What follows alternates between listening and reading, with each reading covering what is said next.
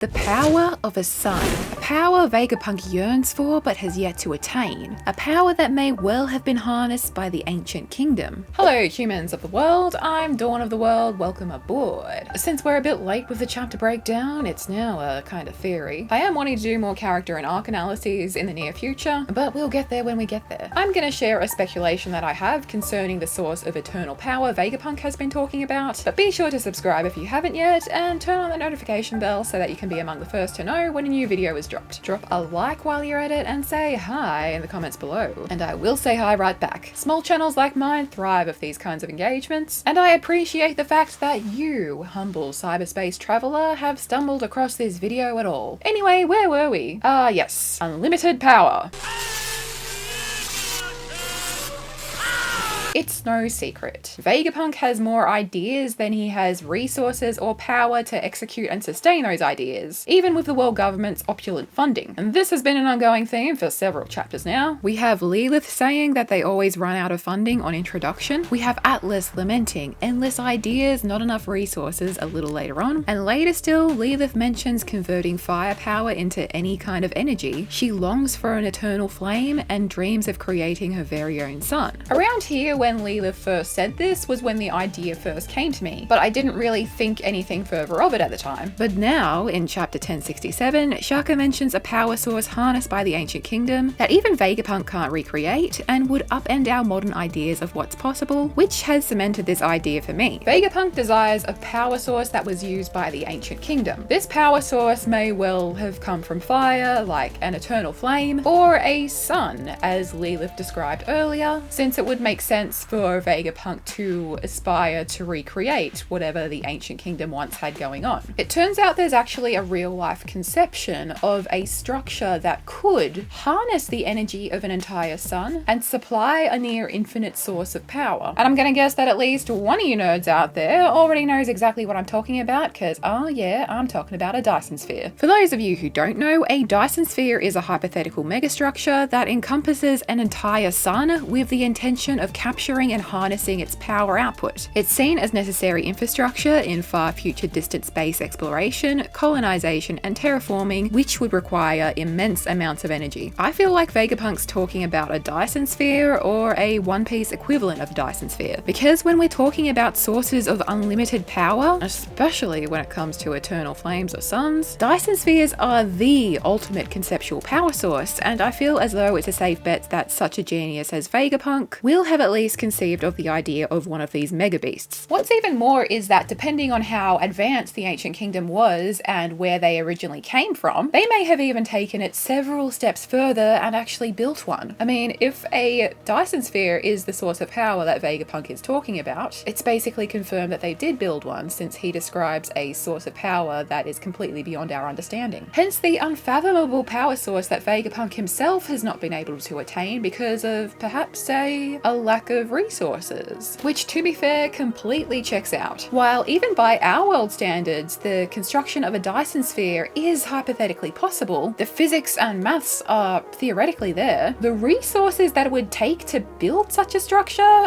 that's where it gets dicey. Look at it this way, our sun's soul is over 1,000,000 times the size of the Earth, and a Dyson sphere would need to be able to surround it with a decently sized berth. I watched a video about Dyson spheres where the narrator said that the amount of just the iron component needed to construct the frame alone for a sphere built to accommodate our own sun would be the equivalent of that found in 23 Earth cores. So in order to be able to construct one of these bad boys, you'd need more than a single planet's supply of resources. Interplanetary mining, our entire solar system's worth of planets, moons, asteroids, exoplanets. And believe me, our own little solar system alone is so much bigger than you think it is. You'd need the resources, the power to mine, and then traverse these components to where they could then be built into the megastructure. I even heard someone say that the immense amount of work and energy required just to construct a Dyson sphere would in and of itself require a Dyson sphere. Honestly, I encourage you to watch a video or two on Dyson spheres. It's really interesting. I actually wasn't so aware of the concept myself until last year when I watched a video called Monumentality. It's by Solar Sands, and it was one of the most fascinating hours of my life. Anyway, having your own Dyson sphere surrounding a sun sun would literally be like having your own personal sun and eternal flame, as such energy would be able to power all of Vegapunk's pursuits for thousands, if not millions of years. He'd be limitless and he'd never have to worry about resources again. It checks every box. Like, honestly, this to me seems like exactly what Lilith was talking about a few chapters back. This is also kind of supported thematically, as Vegapunk's symbol that we see everywhere is a star, which, you know, is a sun. And even the name Vega is that of a star, which again is a sun. Specifically, Vega is a star in the constellation of Lyra, and it's even been referred to as arguably the most important star after our sun. We're all about suns over here. And I doubt that it's by coincidence that in the arc immediately following the arc in which we find out that Luffy actually has the power of the sun god, a power we probably don't truly understand the extent of just yet, we meet a character who longs for an eternal sun. And of course, the sun itself is a very prominent entity throughout all of One Piece. The Shandians worshipped a god of the sun. Otohime strive for a path towards the sun. The Elbathians' Winter Solstice Festival celebrates the birth and death of the sun. In the same way as our own sun, the sun in One Piece is revered throughout all of history. None of us would be here without our respective suns, after all. And as the current arc has shown us, more literally than ever before, the past and the future are inherently linked. So in this same way, an ancient sun god and the concept of something as ultra-futuristic as a Dyson sphere may be linked as well. The future and the past are, after all, kind of two sides of the same coin here. On that note, if this theory is correct, the ancient kingdom will have had at least one of their own Dyson spheres. This would mean that without a doubt, the ancient kingdom were a spacefaring civilization, which, given what we've learnt about them recently, isn't very far-fetched at all. And while the world of One Piece could have been their home planet, in this scenario it seems a little bit more likely to me that they could have come from elsewhere in the great intergalactic cosmos. And if I'm gonna say something that ridiculous, why don't we take it a bit of a step further? It is break week after all. Let's take this a step further and say, forget the old Earth all along theory, wherein the One Piece world is just a distantly post-apocalyptic Earth, and make way for the new Earth all along theory, wherein the people of the ancient kingdom are descended from the spacefaring Earthlings of the distant future. I know the last part is ridiculous and it reeks of break week, but I am self-aware and I'm just having fun. I'm in a bit of a hurry this week. What's new?